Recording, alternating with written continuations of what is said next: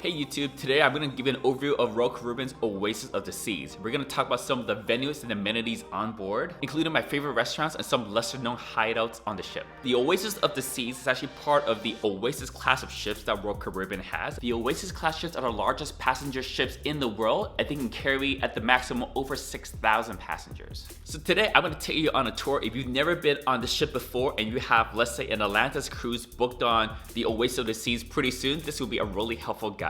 We're gonna go over the major attractions on board for an Atlantis cruise. We're not gonna go through every single amenity and offering on the ship because there's just so much on the ship to do. But I'm just gonna highlight the main ones that I know are popular with a lot of the Atlantis passengers. Let's start away from the bottom and work our way up. At the front of deck 4, you find the Royal Theater. The theater is quite large, so it actually spans 2 separate decks, decks 4 and 5. Deck 4 is the main lower level of the theater, and deck 5 is the upper level. The theater is where you're gonna have all of the big headliner shows, any of the big drag performers or any kind of special guest stars. One of my favorite shows that usually plays in the theater is Erotic, and they're on most of the Atlantis cruises. In the middle of deck 4, you'll find a few other venues. You'll find Studio B, which is a large indoor entertainment venue, and Atlantis use it for a couple of indoor parties possibly, not all of them, but Royal Caribbean uses it for a lot of their shows. Studio B is a convertible space. It can go from an ice rink to a dance floor and everything in between all on the same day. Nearby we have Blaze, which is a smaller, more low-key venue. Sometimes Atlantis might put after-hours events in there, but more often during prime time, evening hours, you might have some entertainment or some performances there. A little further back, we have the casino, and at the back of deck 4, you have the main dining hall. So the main dining area is one of the primary dining options. It's huge, it's got tons of tables there. It's really good if you want to bring a group of friends and just have a regular sit-down dinner. You can just go there. Usually you don't need a reservation, it'll just seat you right away. Atlantis also do family-style seating so that if you're a solo cruiser or you have a small group, you can get seated at a larger table with some other guests and you get meet some new friends that way. Moving up to deck 5, this is what I call the Promenade level. Deck 5 is usually where you embark on the very first day of the cruise and where you disembark on the last day. First of all, you have guest services. So it's quite likely that you might lose your key card for your stateroom at some point during the cruise. It happens quite often to a lot of people. If that happens to you, come down to deck 5 and go to guest services so that they can give you a replacement key card. Deck 5 is also home to 2 of the only 24 hours non-stop, never closing food places on the ship. First of them is Sorrento's, which is the one and only pizza place on the whole cruise. You can go there pretty much at any time and grab a slice of pizza. Right by guest services, you have Cafe Promenade, which is also 24 hours, and they have some small selections of snacks. They might have cake or brownies or some minor sandwiches. The selection isn't usually very large and not super awesome, to be honest, but it is open 24 hours. Right across from the Cafe Promenade, you have the Rising Tide Bar, which is a unique feature on this Oasis class of ships. So when you're in the bar, you're on this big, huge oval platform, and it moves up and down across different decks. Nearby the Rising Tide Bar, you'll find the Bionic Bar, which is this robot, fully automated, no humans drink mixing machine. I don't know if the drinks are particularly awesome, but it's just kind of like the novelty of, hey, a robot made my drink.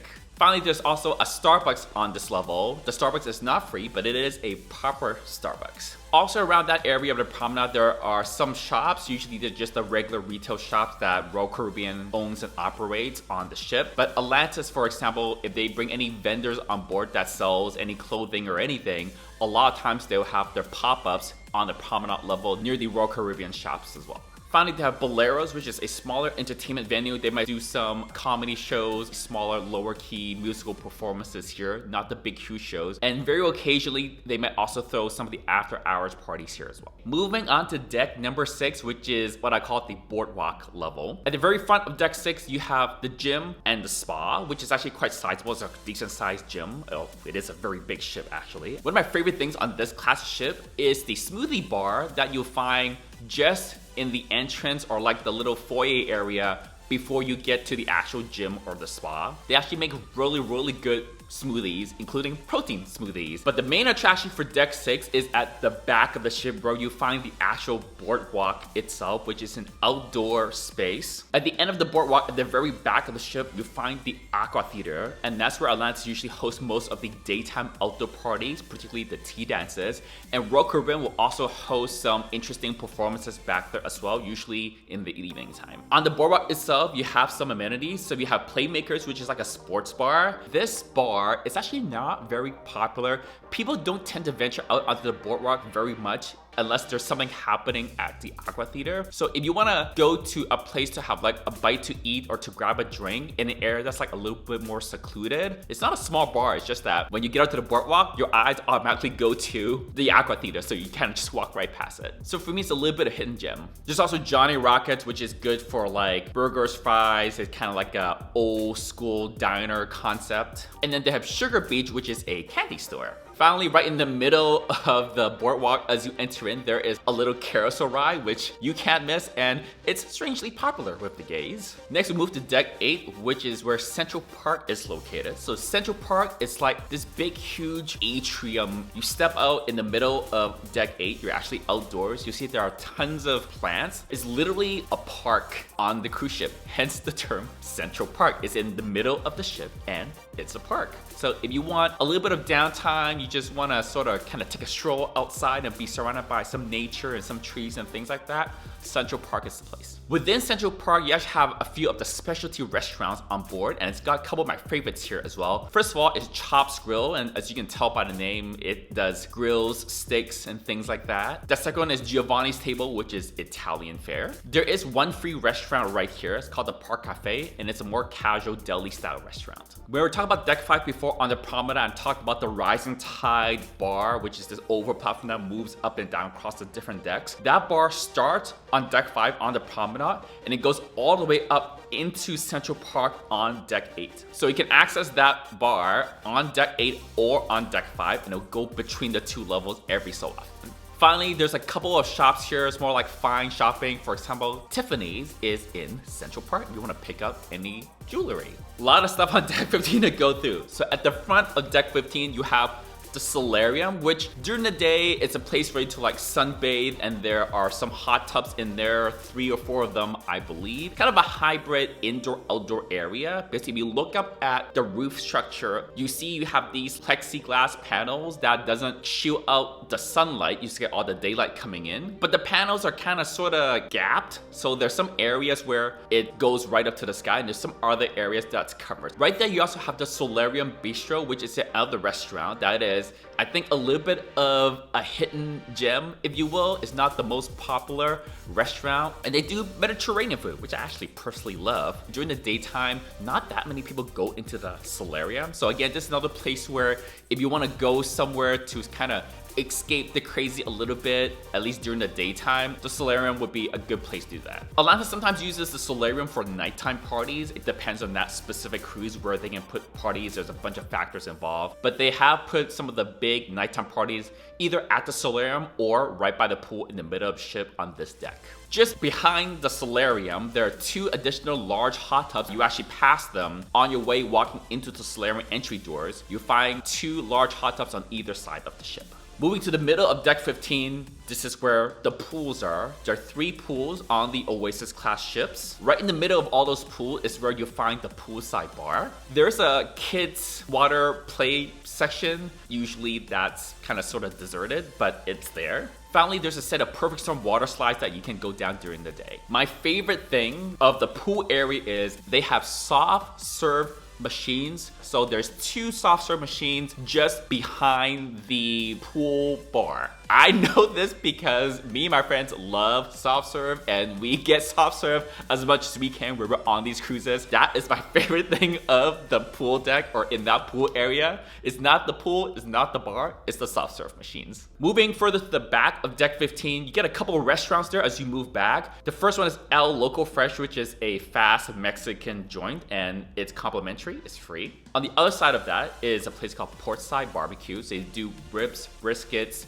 burgers, things like that. Moving to the very back of deck 15, that's where you'll find the mini golf and the sports courts if you want to play some volleyball or basketball or things like that. And it keeps getting better because we now move to deck 16, where I spend a lot of my time on an Atlantis cruise, because deck 16 is where the buffet is, and I love me a good buffet. Okay, let's start at the front of deck 16. So the solarium I was talking about on deck 15 at the front of the ship, it actually spans 2 levels. There's also an upper section to the solarium on deck 16, and that's where you find the bar for the solarium as well. You have sunbathing areas all along the side on deck 16, all around the pool. That's 1 level below on 15. They have some hot tubs up on that level as well, 1 on either side. And moving to the back of the ship, this is where the buffet is. It's called Windjammer. I love it. It's not open 24/7. They have distinct meal service hours, breakfast, lunch, dinner, and especially on the Atlantis cruises, they have like a late night service. So between each service,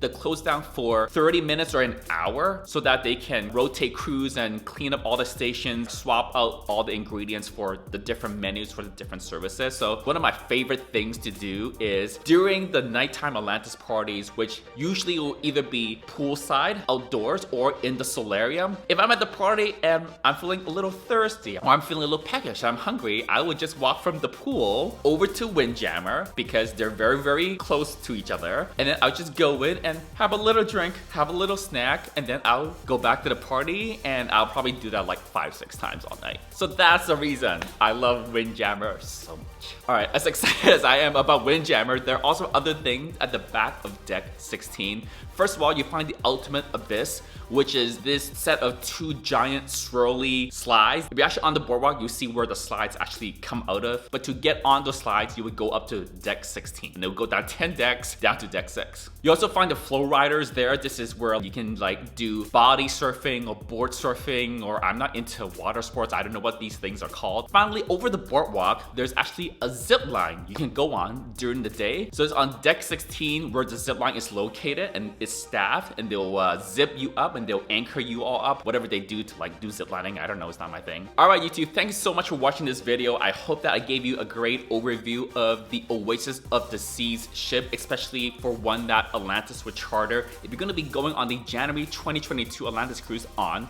the Oasis of the Seas, it's literally in like a week's time from when I'm filming this and uploading this. I will hopefully see you on board. In the meantime, check out my other gay cruise videos on my JustJoeyT YouTube channel right here. I will link to a playlist of gay cruise advice videos down below. And until next time, bye YouTube. This is the part where you watch Joey's channel. You're not bad, right?